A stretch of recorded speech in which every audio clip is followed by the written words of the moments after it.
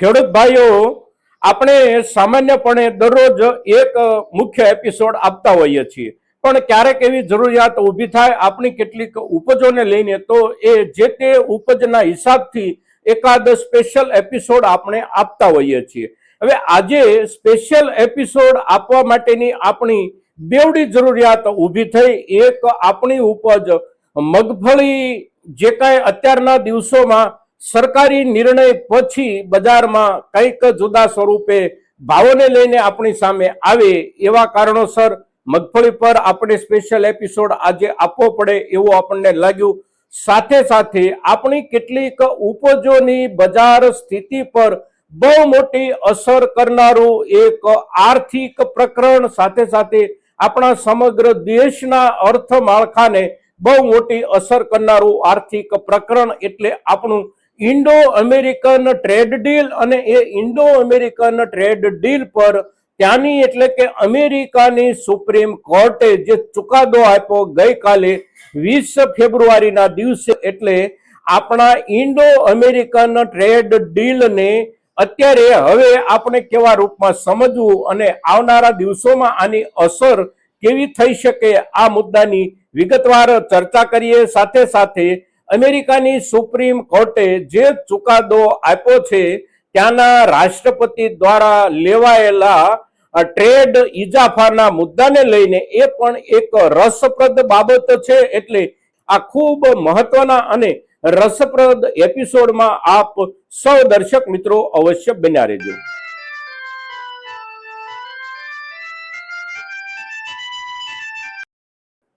નમસ્કાર ખેડૂત મિત્રો, જય કિસાન, જય ભારત. ખેડૂત ભાઈઓ, આજે આપણે જે કાંઈ ચર્ચા કરીએ છીએ એ ચર્ચા એટલે અમેરિકાની સુપ્રીમ કોર્ટે જે એક ચુકાદો ગઈકાલે આપ્યો 20 ફેબ્રુઆરીના દિવસે, એ ચુકાદાની આજના આપણા એપિસોડની ચર્ચા. અને ચુકાદો જે મુદ્દા પર આવ્યો છે એ મુદ્દો છે અમેરિકાના રાષ્ટ્રપતિ ડોનાલ્ડ ટ્રમ્પે દુનિયાના જુદા જુદા દેશો સાથેના વેપારને ટેરિફના જુદા જુદા દફણાથી ચલાવવાનો જે પ્રયાસ કર્યો, એ પ્રયાસને અમેરિકાની જનતા અને અમેરિકાના વેપાર જગત, સાથે સાથે અમેરિકાના ખેતીવાડી જગતે પણ દેશના હિતમાં ન હોવાનું માની અને એની સામે સુપ્રીમ કોર્ટમાં જે કાંઈ કેસો દાખલ કર્યા, એ કેસો પર ચર્ચા વિચારણા, એના ઉપર સુનાવણીઓ, આ બધું કર્યા પછી જે કાંઈ ચુકાદો ગઈકાલે આપ્યો, એ ચુકાદો એમણે એવો આપ્યો કે ટ્રમ્પ સાહેબે જે ટેરિફ દુનિયાના જુદા જુદા દેશો પર લગાડ્યા, ઊંચામાં ઊંચા દરજ્જાના, આ તમામે તમામ ટેરિફો અને એ ટેરિફો લગાડવા માટેનો આખો ટ્રમ્પ સાહેબનો નિર્ણય જે હતો, એ નિર્ણય સંપૂર્ણપણે ગેરકાયદેસર હતો. હવે એ જે ગેરકાયદેસર નિર્ણય હતો એવું ત્યાંની સુપ્રીમ કોર્ટ કહી રહી છે. એ કહેવા માટે સુપ્રીમ કોર્ટની પાસે જે કાંઈ આધાર હોય, એ આધાર એટલે કાનૂની આધાર. હવે કાનૂની આધાર ત્યાંની સુપ્રીમ કોર્ટ પાસે જે કાંઈ છે, આ નિર્ણય ખોટો હતો કે ગેરકાયદેસર હતો એમ કહેવા માટેનો એ કાનૂની આધાર એટલે ડોનાલ્ડ ટ્રમ્પ સાહેબે આ જે કાંઈ ટેરિફ વોર શરૂ કરી, એ ટેરિફ વોર અને દુનિયાના જુદા જુદા દેશો પર લગાડવામાં આવેલો ટેરિફ એમણે જે કાયદા નીચે લગાડ્યો, એ કાયદો એટલે અમેરિકામાં IEEPA એટલે કે international economic emergency power act, જેને આપણે ગુજરાતી ભાષામાં સમજવું હોય તો એવી રીતે સમજી શકીએ કે આંતરરાષ્ટ્રીય કટોકટી સમયના આર્થિક અધિકારોનો કાયદો. અને એ આર્થિક અધિકારોના કાયદા અંતર્ગત ત્યાંના રાષ્ટ્રપતિ કોઈ પણ દેશ સાથે યુદ્ધના માહોલ દરમિયાન વેપાર કરવા અંગે અને વેપાર ઉપરના ટેરિફના નિર્ણયો પોતાની સ્વતંત્ર રીતે લઈ શકે એવો અધિકાર 1977ના આ કાયદાથી ત્યાંના રાષ્ટ્રપતિને જે મળેલો હતો, એ કાયદાના અધિકારની નીચે ટ્રમ્પ સાહેબે આ પ્રકારના ટેરિફના ગતકડા લાગુ પાડેલા. પણ સુપ્રીમ કોર્ટે એવું કહ્યું કે આ જે કાયદો છે, એ કાયદો માત્ર ને માત્ર એવા સમયે જ લાગુ પડી શકે છે જ્યારે અમેરિકા કોઈ પણ દેશોની સાથે સંપૂર્ણપણે એક યુદ્ધના વાતાવરણમાં હોય, એટલે કે જાહેર થઈ ગયેલું યુદ્ધ કોઈની સાથે અમેરિકા દેશ લડતો હોય. ઉપરાંત આ પ્રકારના ટેરિફ અંગેના નિર્ણયો કે વ્યાપાર અંગેના નિર્ણયો કે જે નિર્ણયોથી અમેરિકાની અંદરના વેપાર અને રોજગાર ઉપર પણ મોટી અસર થઈ શકતી હોય, એવો નિર્ણય કરતી વખતે આ પ્રકારના ઊંચા ટેરિફ દરનો નિર્ણય પણ એવા જ દેશો સાથેના વેપાર ઉપર થઈ શકશે કે જે દેશો વાસ્તવિક રૂપમાં અમેરિકાના દુશ્મન દેશો તરીકે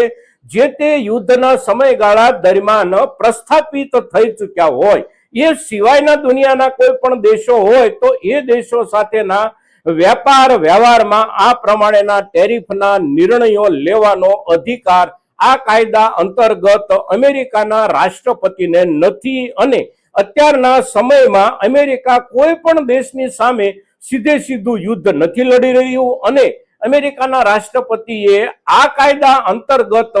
ટેરિફને બહુ વિચિત્ર રીતે અને બહુ ઊંચા દરથી અને બહુ જુદા જુદા દેશો સાથે જુદા જુદા રૂપમાં લાગુ પાડવાની જે આખી એક હાસ્યાસ્પદ રમત કરી છે, એ રમત છે અને એને કોઈ દિવસ કાયદેસર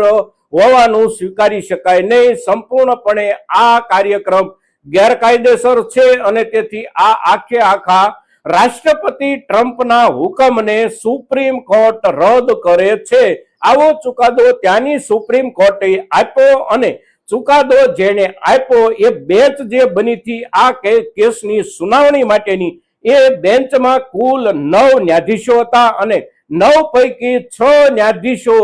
એક તરફ, એટલે કે આ પ્રકારનો નિર્ણય જે છે એ ગેરકાયદેસર નિર્ણય હોવાના સ્પષ્ટ મત સાથે આ ચુકાદો જ્યારે જાહેર કરે છે, ત્યારે 3 વિરુદ્ધ 6 બહુમતી મતથી આ ચુકાદો પ્રસિદ્ધ થયો. અને ચુકાદો પ્રસિદ્ધ થયો એટલે આપોઆપ ટ્રમ્પ સાહેબનો આ જે કાંઈ નિર્ણય હતો એ નિર્ણય ગેરકાયદે સાબિત થઈ ગયો, ગેરકાયદે ઘોષિત થઈ ગયો. હવે આ જે થયું ગઈકાલે અમેરિકામાં, એ થયા પછી અમેરિકાના છાપાઓ કે દુનિયા આખીના જે કોઈ ન્યૂઝ લેટર્સ હોય, આ બધા આ સમાચારો છાપવાની પાછળ લાગી ગયા. અમેરિકાના જે કોઈ છાપાઓ હોય એ છાપાઓએ ઝડપથી પોતપોતાની નવી આવૃત્તિઓ કાઢી, અને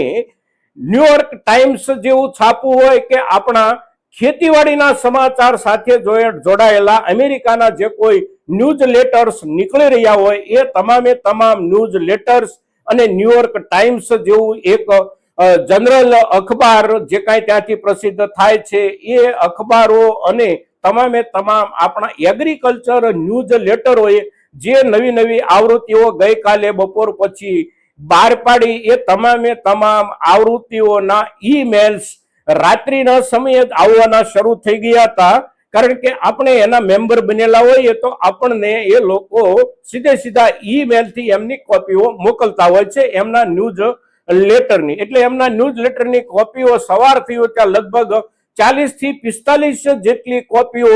એમના ન્યૂઝ લેટરની ઈમેલમાં આવી ગયેલી સવારમાં જોઈ, અને એકંદર આ બધી જ કોપીઓ આપણે વાંચતા ન હોઈએ, પણ આપણા દેશના આર્થિક હિત સાથે જોડાયેલો મુદ્દો, અને એમાં પણ આપણા ખેડૂત સમુદાય સાથે સૌથી નજીકથી જોડાયેલા આર્થિક હિતના મુદ્દાને લઈને આપણે સવારથી જ એના અભ્યાસ પાછળ લાગ્યા હતા, અને એનો અભ્યાસ કર્યા પછી એક એપિસોડ બનાવી અને આપ સૌની સામે પ્રસ્તુત કરવાની એક ઈચ્છા જરૂરિયાતના ધોરણે પણ ઊભી થતી હતી. એટલે આપણે આ એપિસોડ બનાવવાનો આજે જ જરૂરી હતો, અને આજે આપણે એપિસોડ બનાવ્યો. પણ સૌથી પહેલા આપણી જરૂરિયાત લાગી આપણને આપણી મગફળીની ઉપજ પર ચર્ચા કરવાની, એટલે પહેલો સ્પેશિયલ એપિસોડ આપણે મગફળીની ઉપજ પર આપ સૌની સામે પ્રસ્તુત કર્યો, અને અત્યારે આ બીજો એપિસોડ આપણે ટ્રમ્પ ટેરિફ પર પ્રસ્તુત કરી રહ્યા છીએ. પણ ટ્રમ્પ ટેરિફ એટલે હવે બિલકુલ ગેરકાયદેસર જાહેર થઈ ગયેલો ટ્રમ્પ ટેરિફ.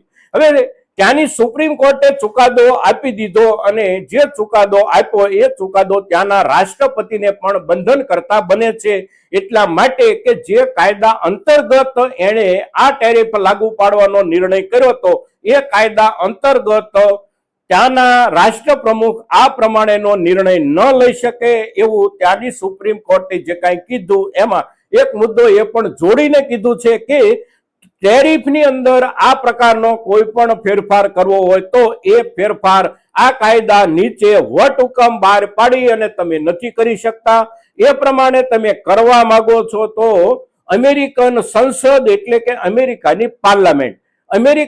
પાર્લામેન્ટમાં ત્યાં અમેરિકાની પાર્લામેન્ટને કોંગ્રેસ બોલવામાં આવે છે, એટલે કોંગ્રેસ શબ્દ વપરાય છે દરેક જગ્યાએ, પણ કોંગ્રેસ એટલે અમેરિકાના સંદર્ભમાં જ્યારે શબ્દ વપરાય ત્યારે અમેરિકાની પાર્લામેન્ટ. તો અમેરિકાની પાર્લામેન્ટમાં બહુમતીના આધારે આ પ્રમાણેના નિર્ણયને કાયદાનું સ્વરૂપ મળે ત્યાર પછી જ આને તમે લાગુ પાડી શકો. એટલે તમારે આ મુદ્દે કંઈ પણ આગળ વધવાનું થતું હોય અને કોઈ ફેરફાર સાથે નવેસરથી ટેરિફ નિર્ણયો લાગુ પાડવાના હોય તો પણ અમેરિકાની સંસદમાં કાયદો પસાર કર્યા પછી તમે એનો અમલ કરી શકો. હવે અમેરિકાની સંસદમાં પણ બહુમતી ધોરણે આ નિર્ણયની વિરુદ્ધમાં સંસદ સભ્યો હતા જે તે સમયે જ્યારે નિર્ણય લેવાયો ત્યારે પણ, અને ત્યાર પછી અત્યાર સુધીના સમયગાળામાં પણ એકંદર તમામે તમામ પાર્લામેન્ટરીયનો ત્યાંના જે કોઈ છે એ પાર્લામેન્ટરીયનો મોટા ભાગે એ વાત સાથે સંમત છે કે આનાથી દુનિયાના કેટલા દેશોને કેવું નુકસાન જાય છે એ મુદ્દો પછીનો છે, પણ આપણા દેશને એટલે કે અમેરિકાને મોટામાં મોટું નુકસાન જઈ રહ્યું છે. અને તેથી આ પ્રકારની કોઈ પણ જેને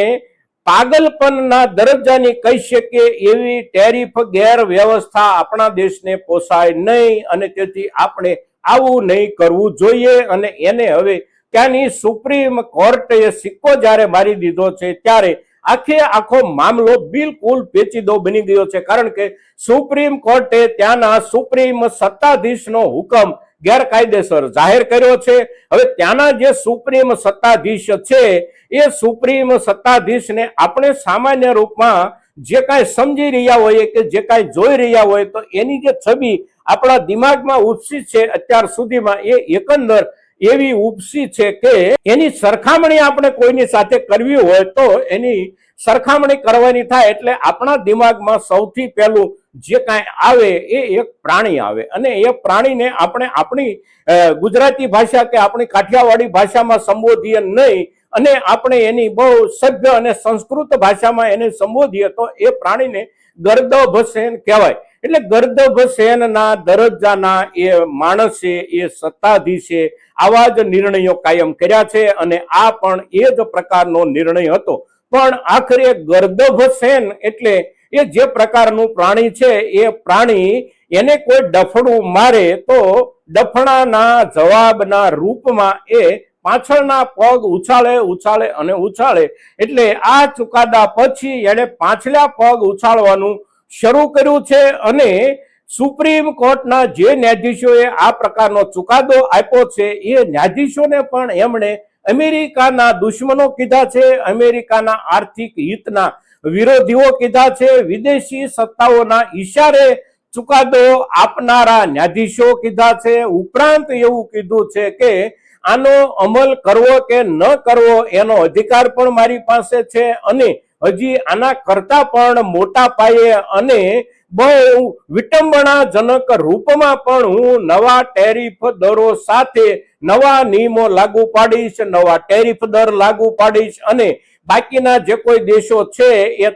તમામ દેશો કે જેમાંથી કોઈ પણ દેશોએ અત્યાર સુધીમાં અમેરિકા સાથે ટ્રેડ ડીલ કર્યા હોય વીતેલા દોઢ મહિના દરમિયાન, કે જે લોકો ટ્રેડ ડીલ કરવામાં બાકી રહી ગયા હોય આ બધાની સાથે નવેસરથી વ્યવહાર કરીશ, અને જે કાંઈ વ્યવહાર કરીશ એ તમામ વ્યવહાર સુપ્રીમ કોર્ટે આપેલા ચુકાદાના આધારે નહીં પણ મારા દિમાગમાં જેવા ઉછળતા કૂદતા વિચારો હશે એ જ ઉછળતા કૂદતા વિચારોના આધારે નવેસરથી બધાની સાથે કરારો કરીશ. આવું એને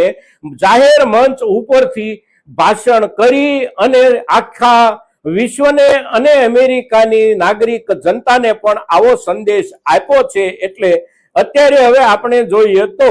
ગર્દભસેન ગાંડા થયેલા છે, જોઈએ છીએ આગળ ઉપર શું થાય છે. અત્યારે તો આપણા ઇન્ડો અમેરિકન ટ્રેડ ડીલ પર એક પ્રશ્નાર્થ ચિહ્ન લાગી ગયું છે કે આનો અમલ જે કાંઈ થવાનો હતો એ અમલ હવે થશે કે કેમ, થાય તો કેવા રૂપમાં થાય, નવેસરથી ટ્રેડ ડીલ થાય કે કેમ, અને નવા ટ્રેડ ડીલમાં એકબીજા દેશમાં આયાત ડ્યુટી, નિકાસ ડ્યુટી, આયાત પરવાનગી કે નિકાસ પરવાનગી કયા માલ પર કેવા રૂપમાં અને કેવા સમયે થાય છે એ આવનારો સમય આપણને કહેશે. પણ અત્યારે આ આપણું જે ટ્રેડ ડીલ છે એ ટ્રેડ ડીલ સંપૂર્ણપણે મૃત અવસ્થામાં પડેલું આપણે ગણવાનું. નવેસરથી નવું શું થાય છે એના ઉપર આપણે નજર રાખવાની મિત્રો. તો આજના દિવસે ખાસ કરીને જે મુદ્દો છે અને જે મુદ્દાની સીધી સીધી અસર આપણા કેટલાક ખેતીવાડીની ઉપજના બજાર ભાવો પર પડતી હોય, સાથે સાથે આપણા આખા દેશના આર્થિક માળખા પર પડતી હોય એવા મુદ્દા પર લાગેલી લંકા જે કાંઈ અમેરિકામાં છે એ લાગેલી લંકાનો એક કિરણ, બે કિરણ જેટલો સામાન્ય પ્રકાશ આપ સૌની સામે